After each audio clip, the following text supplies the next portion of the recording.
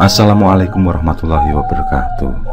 Selamat datang kembali di channel Pen Invasion, channel yang menyuguhkan video cerita bergambar seputar misteri. Simak terus video dari kami.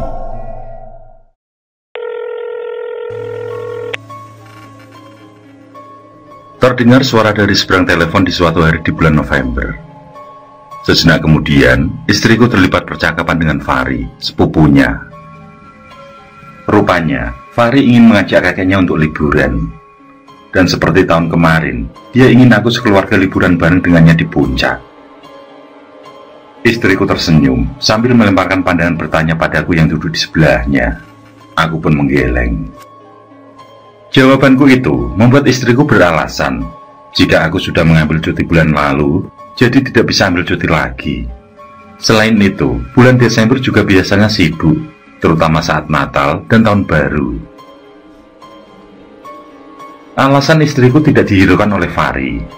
Terdengar perempuan itu masih agak mendesak. Dan sekuat tenaga istriku memberikan pengertian pada sepupunya itu. Sekali lagi, istriku menoleh ke arahku dan aku pun menyadarinya. Aku mematikan smartphone dan memberikan perhatian padanya. Di akhir percakapan, istriku berucap kalau dia akan coba bertanya padaku, dan jawaban pastinya nanti dikabari. Fahri memberikan semangat agar istriku membujuknya. Setelah menutup telepon, aku merasa kurang nyaman. Setelah melakukan cuti bulan lalu, tentunya aku tengah mencoba menyeimbangkan neraca keuangan keluarga. Jika melihat gelagat istriku, nampaknya dia sedang ingin sekali segera mengiyakan ajakan sepupunya itu. Dia beralasan kalau juga ingin mengajak kakeknya mumpung masih ada kesempatan. Coba cek jadwal dulu ya, tapi tidak bisa kalau cuti. Jadi staycationnya semalam saja ya, ucapku setelah menimbang-nimbang. Setelah itu, aku membuka-buka file di galeri smartphone untuk melihat jadwal bulan depan. Setelah kutemukan tanggal yang tepat, aku suruh istriku yang seketika sumringah untuk menghubungi Fahri kembali. Aku ingin memastikan apakah di tanggal itu Fahri bisa, karena hari kerja. Selain itu, aku tidak mengambil akhir pekan agar jalan tidak macet. Senyum istriku melebar ketika Fahri menjawab bisa dan setuju dengan waktu yang aku tentukan. Hari itu pun berlalu dengan obrolan tentang perencanaan staycation tersebut. Ternyata Fahri sudah mendapat villa tempat menginap kami semalam saja. Segera aku buka dan mencari tahu tentang villa tersebut. Aku pun manggut-manggut menyimak informasi yang disampaikan. Tempatnya cukup luas dan ada fasilitas mainan. Tentu saja cocok karena anak kami butuh ruang aktivitas fisik. Fahri juga sudah punya baby. Kita sudah mengalami di usia-usia itu dan sudah tahu seperti apa rewelnya ketika mereka tidak nyaman. Untuk itu, mesti prioritaskan mereka dulu. Kalau yang sudah dewasa bisa menyesuaikan. Oke juga ini mah, suruh Fahri segera booking, kataku. Rombongan keluarga terdiri dari 10 orang dengan 3 anak kecil dan 1 bayi, dibagi menjadi iring-iringan 3 mobil. Sesuai rencana, kami tiba di Taman Safari menjelang zuhur, dan kami menghabiskan waktu di sana hingga maghrib atau senja hari. Kemudian, mengingat membawa anak-anak kecil yang sebaiknya tidak berada di luar ruangan, maka segera rombongan menuju villa yang telah di-booking sebelumnya. Villa ini berlokasi tidak jauh dari Taman Safari Cisarua, melalui jalan perkampungan yang hanya cukup dan pas untuk 1 mobil. Jangankan papasan mobil, berjumlah motor atau sepeda yang membawa keranjang berisi rerumputan yang umum dijumpai di sana saja tidak bisa menyalip.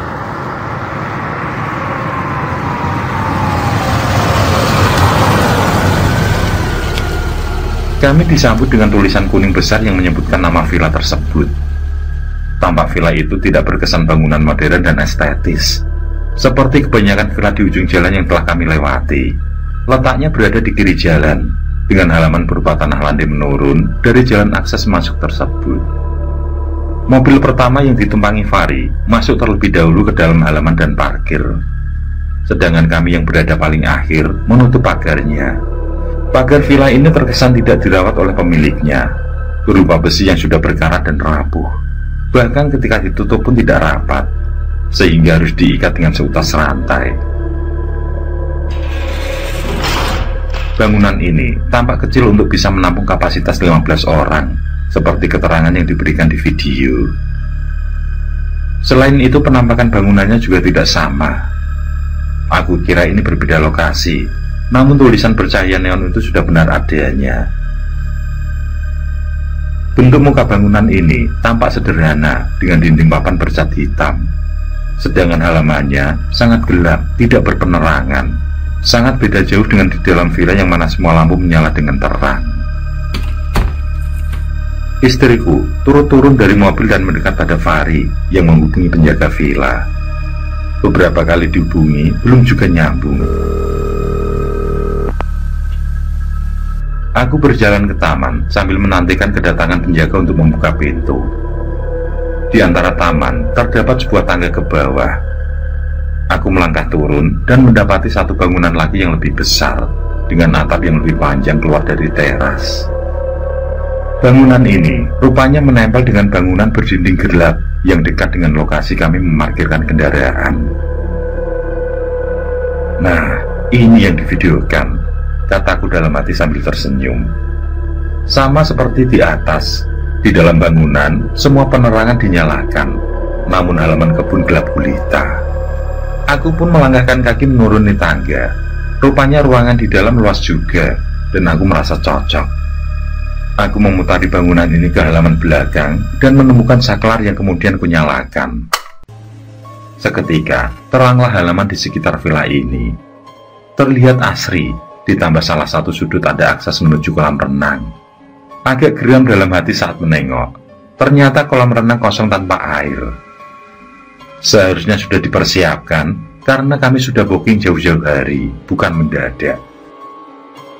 Aku lanjutkan berjalan ke sisi halaman lain yang searah dengan tangga. Halaman itu menurun dan ada sepasang ayunan di bawah sana. Paling tidak, tersedia apa yang disukai anakku. Setelah melihat-lihat sebentar, aku pun kembali ke atas. "Ketemu sama yang jaga ndak, Mas?" tanya Mas Dan, suami dari Fahri. Aku menggeleng dan balik bertanya, apakah belum bisa dihubungi? Ternyata, sedari tadi belum nyambung juga sama petugas yang jaga. Kami merasa ada yang tidak beres, karena seharusnya jam 2 siang tadi kami sudah check-in, jadi seharusnya sudah ditunggu. Kami semua terkejut saat pintu tiba-tiba terbuka. Sejenak kami saling pandang. Sesaat kemudian, barulah aku dan istri memasuki ruangan dengan mengucap salam. Sementara Fahri dan suaminya menurunkan barang sambil mengajak orang tuanya keluar. Bogor seharian ini gerah, namun di dalam villa itu terasa sejuk, cenderung dingin dan basah. Udaranya sangat lembab. Kami melangkah ke ruang keluarga. TV sudah menyala dan menampakkan tampilan tempat smart TV dan sudah tersedia untuk set karaoke. Setelah itu, kami menaiki tangga kayu menuju lantai atas. Sungguh mengejutkan, bangunan ini sangat rapuh. Anak-anak tangga berkeretakan. Meski begitu, kami melanjutkan hingga lantai atas. Di lantai atas, ada satu kamar mandi dengan pintu terbuka, sehingga terlihat kalau kamar mandi tersebut tidak bersih di bawah terangnya lampu. Terdapat juga 3 buah pintu kamar sesuai jumlah yang disampaikan saat proses booking. Ada satu pintu yang mengarah langsung ke parkiran kami. Setelah mengecek ruangan, aku dan istri kembali turun untuk membopong Koko yang masih tidur di mobil.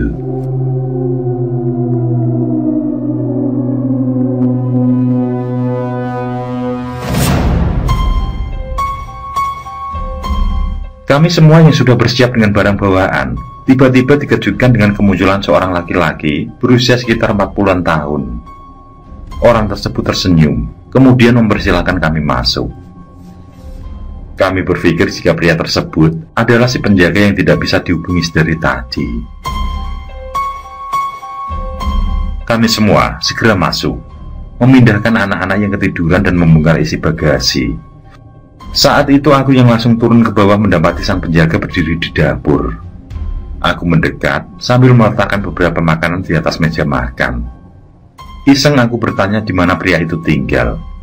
Dia tidak mengaku alamat persisnya, hanya berucap jika di dekat dengan villa. Kemudian berturut-turut istriku, Fari, dan keluarganya bergabung di ruang makan tersebut. Sesekali mereka melontarkan pertanyaan pada si penjaga. Aku bangkit, berjalan memutari ruangan, hingga menjumpai ada buffet kecil dan buku besar di atasnya. Tertulis buku tamu di sampulnya. Saat kubuka, yang terisi hanya di halaman pertama, dan yang tercantum di dalamnya hanya 6 identitas tanpa ada tanggal. Dari bentuk buku dan halaman kertasnya bisa dibilang lecek dan kucel. Aku dengar Fari bertanya ke sang penjaga, apakah ramai yang menginap di villa tersebut? Si penjaga menjawab, jika selalu ada tamu setiap hari. Mendengar itu, pikiranku tidak sejalan dengan jawaban penjaga tersebut. Tidak mungkin jika melihat buku tamu ini. Bang, apa kami harus mengisi buku tamu ini? Tanyaku. Penjaga tersebut menjawab iya, yang kemudian menyuruhku menunggunya yang hendak mengambil ballpoint. Bagiku, penjaga ini tidak berkata sebenarnya tentang tamu-tamu yang dikatakan.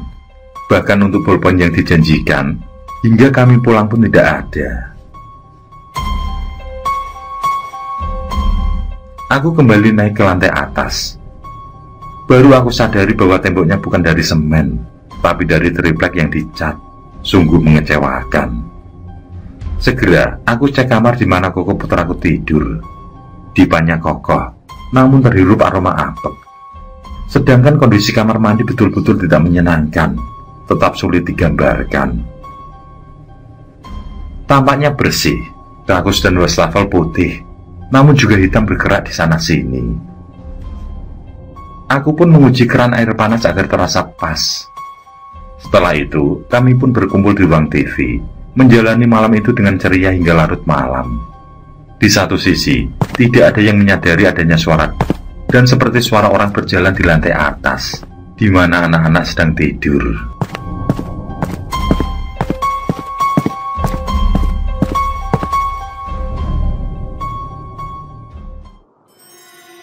Pagi pun datang. Aku ajak Koko dan Putir Fari yang seusia menuju ayunan. Kami menuju halaman bawah, di mana ada 2 ayunan di sana. Ketika aku periksa, kondisinya sungguh mengejutkan. Papan duduknya sudah lapuk, rantai gantungannya sudah sangat berkarat. Bahkan, satu ayunan sudah dalam kondisi tidak layak pakai. Sungguh mengherankan untuk villa yang katanya setiap hari ada tamu. Pada akhirnya, aku mengajak keduanya untuk mencari permainan lain. Kami pun menaiki halaman dan menyeberang ke sisi lain ke taman yang mengarah ke kolam. Aku yakin benar bahwa semalam kolam tersebut kosong. Tapi pagi ini, kolam itu penuh, namun dalam kondisi tidak bersih. Terdapat jaring untuk menyaring sampah yang mengapung. Aku mencoba membersihkannya agar hari ini bisa berenang. Tapi percuma, sangat tidak layak untuk dibuat berenang. Aku tidak rela jika anak-anak kecil ini mengalami gatal-gatal atau semacamnya nanti.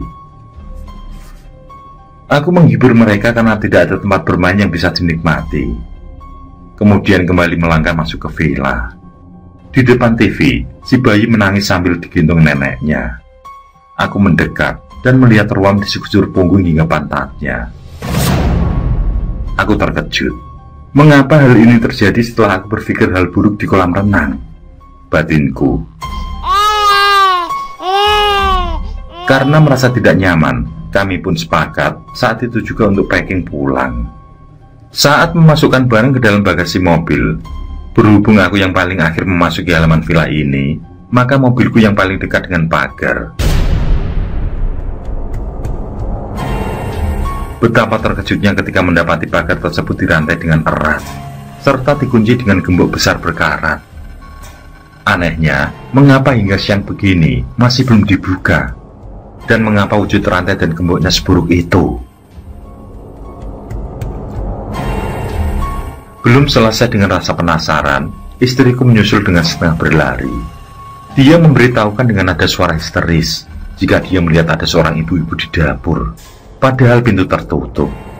Segera aku berbalik untuk mengecek ucapan istriku. Dari jarak cukup jauh, aku memang melihat ada ibu-ibu berdiri di sudut dapur, tempat di mana si penjaga semalam berdiri. Perempuan itu wajahnya pucat dan hanya menunduk mematung tanpa melakukan apapun. Muncul perasaan ganjil di dalam hatiku. Bersama istri, ku beranikan menuju dapur untuk menyapa perempuan tersebut. Namun ketika kami masuk ke area dapur, perempuan itu sudah tidak ada di tempatnya. Penampakan itu membuat kami melangkah cepat kembali ke mobil. Tampak pagar sudah tidak terikat rantai dan tidak ada gembok yang mengaitnya. Sungguh mengherankan. Kemudian semua berturut-turut keluar terburu-buru masuk mobil. Istriku tampak ketakutan sambil mendekap Koko. Dia pun menyuruh agar lekas melaju meninggalkan villa.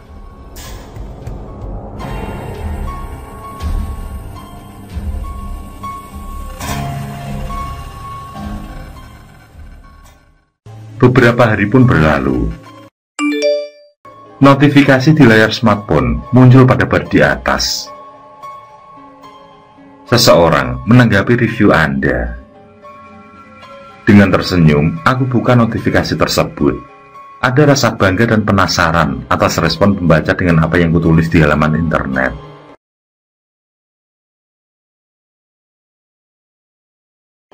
Mataku terbelalak, telingaku berdengung. Sebentar kemudian, aku menunjukkan pada istriku. Sambil menatapku dia berkata, sewaktu aku pulas tidur, dia sama sekali tidak bisa tertidur. Dia mendengar suara berisik dan mendengar suara bayi menangis. Sempat dia mencari sumber suara, menganggap jika itu adalah anak Fahri. Tapi ternyata bukan. Hampir semalaman dia tidak tidur karena suara tangisan tersebut. Terbayang di benak kami, siapa dan dari mana penjaga yang tiba-tiba berada di belakang kami. Selain itu juga, keanehan tentang hadirnya ibu-ibu di dalam ruangan tertutup tersebut. Dan yang paling ngeri adalah, membayangkan kami telah bermalam di bangunan terbengkalai. Atau mungkin saja bisa lebih buruk, jika kami lupa untuk menghadirkan Tuhan, melalui salam, murotal dan sholat. Untuk selanjutnya, kami tidak menelusuri lebih jauh tentang masa lalu villa tersebut. Kami juga tidak menelusuri tentang siapa lelaki yang mengaku sebagai penjaga di malam itu. Tapi yang pasti, villa itu memang sudah kosong sejak 2020.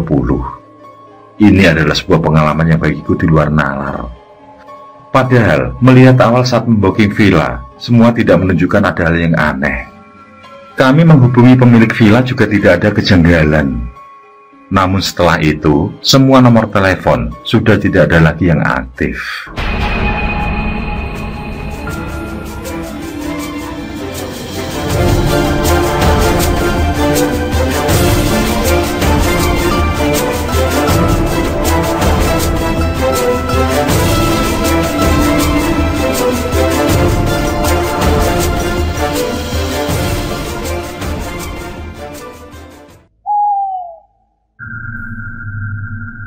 Oke, terima kasih. Semoga kawan-kawan terhibur, dan untuk ke depan, semoga channel ini bisa lebih baik lagi. Akhirul kalam, wassalamualaikum warahmatullahi wabarakatuh. Sesandingan hormat kali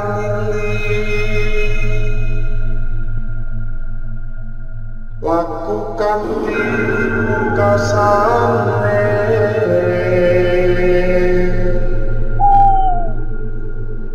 Anda kersaning